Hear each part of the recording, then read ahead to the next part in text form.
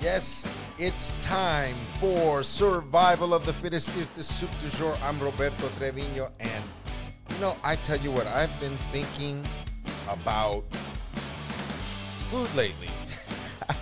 Nothing new, but I've been thinking about how expensive it's getting.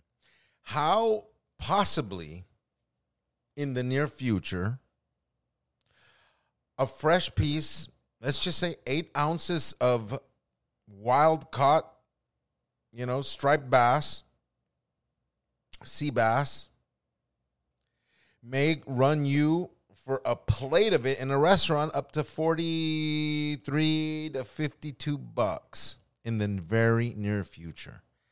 Because it's getting that expensive to have that kind of fish in your restaurant. And it's not only fish, it's meats too. It's filet mignon. I mean, I've been hearing about, and we go the extreme because we want to go the extreme, I mean, you could go to the bottom of the barrel, but even the bottom of the barrel is costing $13 a pound. And top notch, barrel cut, center barrel cut, filet mignon per pound. $37 per pound.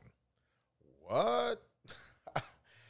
That's what I'm talking about. It's gone through the roof. And you know what? I'm sure someone could call and say, well, let's face it. Somebody could probably call me right now and say, I pay more for this, and I get it, no problem. There's certain, niche sort of meats out there that I can hear them costing so much money.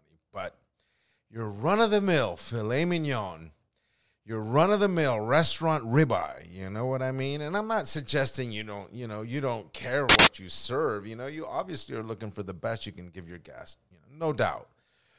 But is the best going to get to the point where you just can't afford it anymore? We've talked about secondary cuts, and, I almost prefer them. We've talked about prime cuts, but we've never really talked about how in the near future, perhaps that's why we're seeing like the impossible meat, thing taking off as much as it is. And you hear restaurants all the time and they use it by name like that. Oh, impossible meatballs. Oh, impossible hamburger. Oh, impossible lasagna. And you say to yourself, is this the future? Is this the future? These sort of test tube steaks.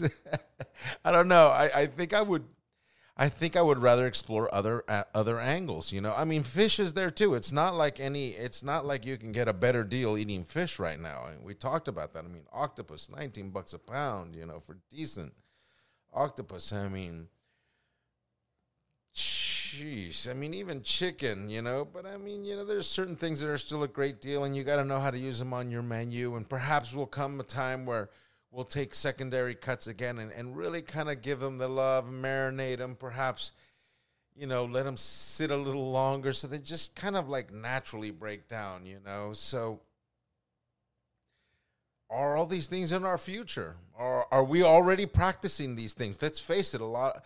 We're all dealing with this. I mean, here in Central Florida, 3 of the major delivery companies, they bring you everything, A to Z. There's 3 of them, and 2 of those 3 right now are going through absolute troubles, whether it be nobody to work the warehouse or some kind of Rona outbreak, or just not enough people giving enough orders for them to sustain their businesses. And it's just like very strange times for the restaurant world. And are we like digging into our creative bags, to find, inspiration? Like now that you can't, just go out and say like, bring me foie gras, or it's just gotten a lot tougher. It's not that you can't get it. We can get anything still, but you're going to pay a lot more money. You are going to possibly have to charge, not even possibly, definitely have to charge your guests a ton of money. Is dining becoming for the super luxurious, the people looking for absolute luxury? because we've seen how fast casual's taken over the almost, the majority dining scene, the people that go out almost every day because they just don't cook, or go to the grocery store or buy food. They just always order out. And we see the dining in or the takeout phenomenon just being huge. We see, people who do decide to go out, they kind of don't want to mix it up too much. So it's more of a fast casual kind of atmosphere. You want to place your order on a like some kind of, iPad and, then just kind of wait for you to be called. And then you just limited interaction, although it's a restaurant. Has like service dining and super duper like creative chefs and chefs looking to put the ultimate thing on the plate for their diners. Has that now really become for the super elite? I mean, it's just gotten to that way. I mean, with prices, if you're going to put a decent amount of fish on a plate, and I mean, these days, who knows? I mean, what's a decent amount of? I mean, people. I don't know. Do people still eat 8-ounce pieces of fish? It seems to me like from what I see, people are eating up 2 or 3-ounce pieces of fish, and obviously super elaborately decorated and processed. And just over the top stuff. We see it all levels. We're out there in the world. You see it, and is an 8-ounce piece of fish unheard of? I mean, it sounds expensive. I mean, if you're paying, $30 a pound for some fish or more, 8 ounces is $15, a pound. I mean, what? It's just like, what? So the days, I remember I used to serve a halibut dish, and we would cut. We weren't paying nothing for it back then. I'm talking about 90s, maybe late 90s. And we would cut such a big piece of halibut. It must have been at least 10 ounces. And we served it in some like chorizo broth with beans. And, it was just like one of those hearty dishes. And we served it with a side of like white rice, Puerto Rico style, and era como un guiso de rodaballo, and it even had longaniza sometimes. We would get this great longaniza from let's see here, from Morovis. I believe it was Morovis. And just awesome. And that dish was just so delicious, but it was the fact that we could give such a big piece of fish and still make money. These days, I think, if you're lucky enough to get a 4 or 5 ounce piece of fish, unless of course you're going to just one of these places that is just giving you like swai or some farm raised salmon that just probably been frozen for the last 3 years, but whatever, it all works. I mean, in the end.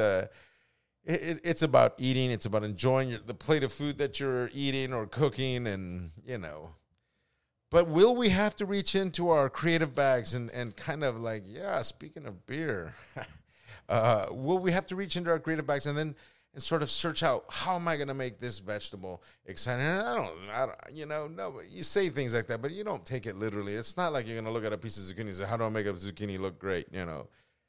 It's really how willing are you to push the envelope with what you're willing to put on the plate? And how willing are you to truly transform it into something different?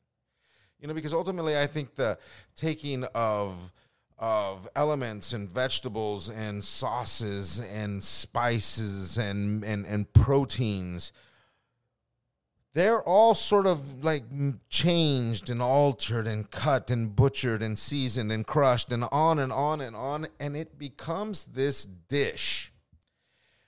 That's what I'm talking about. We're going to have to reach into that creative bag once again and truly push food, because it's getting harder. It's not as convenient to be a good chef like it used to be. Now you really have to know your craft. It's no longer easy to just buy some cooked, tenderized, octopus, tentacles. And I've used it. It's a great product. It's easy to use. It's easy to use when you have the kind of kitchen that needs to use that kind of product. Fine. But it's not as easy to get, and it's not cheap anymore. So are you forced to learn to take raw octopus and cook it just spectacularly? That's really where you're at in your career right now. And I think that's why being a good chef now requires you to understand the level of a great chef, because that's where we're at. And it's a good time. Hey, I've never stepped away from the challenge of my kitchen, whether it be employees or food or lack of money. We've always found a way to make our dishes exciting. And I think that's where we're at again. And it's only going to serve you right as dining becomes more and more luxurious and an expectations of the super elite are at play. It doesn't necessarily mean you're not at that level. It's time for, I believe, anyone to step it up.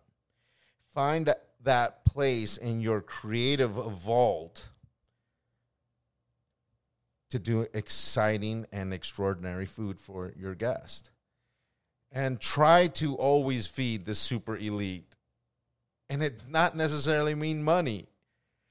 I just mean that level. Thoughts, ideas, money, creativity, all these things. The super elite. And that's what you need to become. So definitely start to cook at that level. Reach into your creative bag to, push it. And that's what's exciting. I'll tell you what else is exciting.